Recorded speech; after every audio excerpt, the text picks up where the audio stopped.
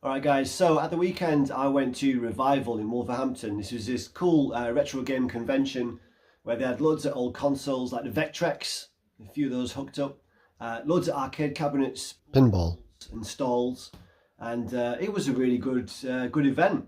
I hadn't planned to go, but then my good buddy Adam Koralik hit me up and says, I'm going to be at Revival, are you coming? It'd be nice to see you. And I thought about it, I was like, this is actually dovetailing perfectly with something else. Because also at Revival were Retro Repair Bear, which is a company that I'll link in the low bar that does repairs for retro hardware. And I'd sent them my Virtual Boy to get it fixed. And so it made sense. It's all coming together. Go for a day out, go see Adam, go pick up my Virtual Boy. And also shout out to Stu, Tootie UK, who's had a stall there. It was really cool to see Stu at Revival.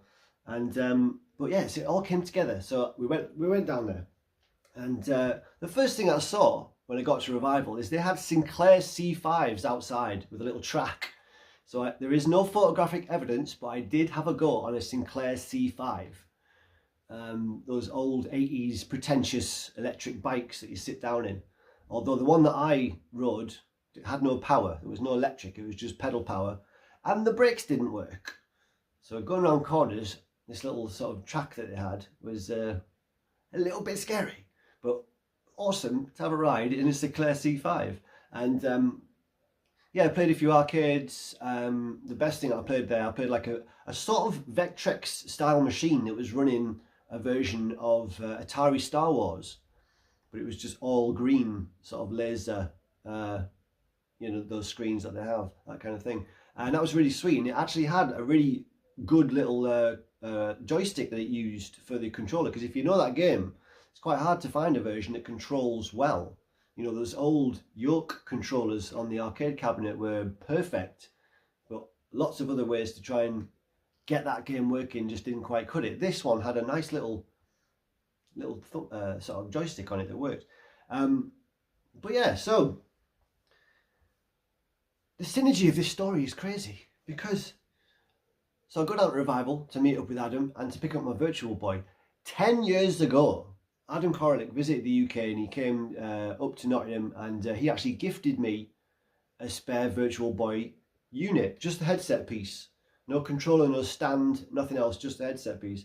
And we didn't actually know if it worked because you couldn't get into it. One of the screws was worn away, so it was kind of like for parts or spare. But very grateful to receive that and very useful. Because if you know about the Virtual Boy, one of its sort of flaws was it had a very common fault, and that was that you get lines across the screen because of a bad connection between the ribbon and the screen board. So that is the original piece. And many years ago, I tried to do the coveted, it's the wrong word, the oven fix, which is like a temporary fix where you literally put these in the oven for a few seconds, so you can press down the connection and it sort of re-establishes the screen's integrity for a little while, but it doesn't last very long. There was a much more difficult fix that can be done, which involves a very fine soldering job. And again, coincidentally, Adam had hooked me up with a contact of a guy in Austria who was able to do this very difficult soldering job to fix the Virtual Boy. This was about 12 years ago now. This is before he even gave me the spare unit, and I just never got around to sending it off. So years went by. This was up in the loft, out of sight, out of mind, and it just never got sent off to be fixed. Years later, I decided to look into getting it fixed again, and came across Retro Repair Bear in the UK. Sent it to them, and actually what's fantastic about this is that I've used that spare headset that Adam gave me to pay for the repair of this headset. So I've essentially got a working Virtual Boy, finally, thanks to Adam, after 10 years. It's all come together. I hope you followed that story. But yeah, so we're going to go through the Virtual Boy stuff that I've got here. It's not the full collection, actually. There's a few pieces that I couldn't find, stashed away in some corner of the loft, no doubt. But we'll go through them anyway. So the games, we've got Wario Land. It's actually a really good platformer, exclusive to Virtual Boy. In my mind, that's the second best game on the system. And then we've got Mario Tennis. Doesn't need any explanation. Works good in 3D, as you might imagine. Galactic Pinball, the 3D doesn't, coincidentally. The pinball doesn't really do anything, or the 3D doesn't really do anything for a pinball game, but there it is. You've got Mario Clash, which is like those old Mario sort of one-screen arcade cabinets before he was even in platformers, that kind of thing.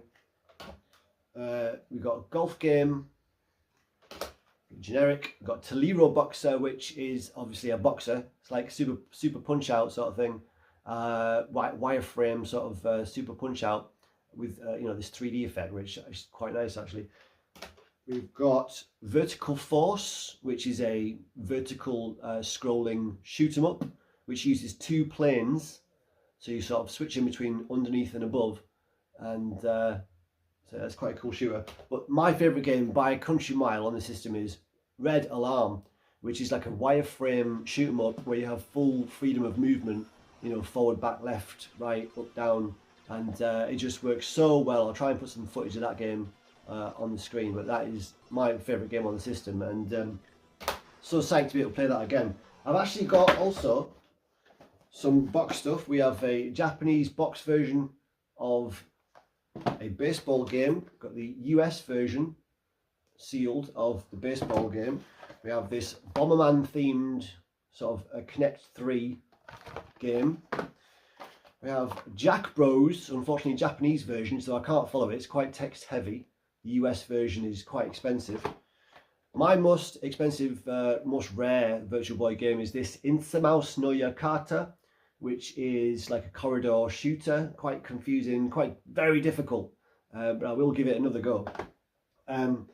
Yeah, so that is my collection. I also have a copy of Bound High that I created. This was a game that was meant to come out in the second wave of games for Virtual Boy, but never made it. The code was complete, eventually got put out by modders, and I've created a box for that as well. It's on a cartridge.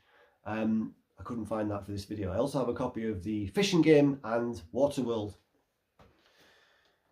But that was Revival. That's my Virtual Boy collection, and it was really nice to see Stu UK, really nice to see Adam Koralik, who, I have to mention, gifted us, myself and my partner, this Switch wireless controller, which is actually going to come in really handy because, you know, the Switch is not the most comfortable console to use. So thanks so much, Adam, for this. That's really appreciated. That will definitely get some use. Mainly by Carla, I think. It's her Switch. I just sort of hop on, you know, when I can. But yeah, it's in this house, so it's fair game. I can play it, you know. We share everything.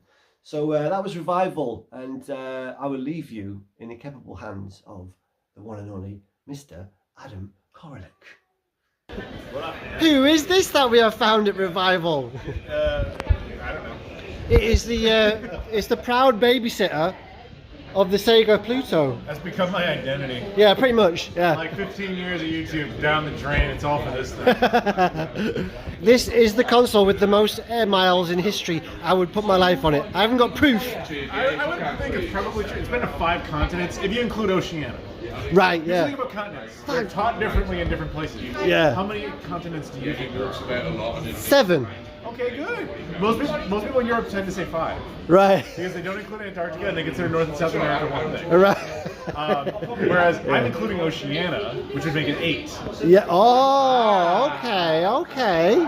Okay, So wait. it's been to North America, obviously. Yeah, Europe, obviously, is where it currently is. It's been to Asia, it's been to Oceania, and it's technically been to Africa as well. Nice. I'm not going to ask him to tell the story again of this console, but if you want to hear that, you can go into his channel. I'll put a link in the... Like I might have videos on it. Well, that's it. Yeah, I'll put a link in the low bar. You can go and have a look. It's quite a fascinating story about this Sega prototype that was never released and by all rights should not be here. It's crazy. All right, cheers guys. Bye.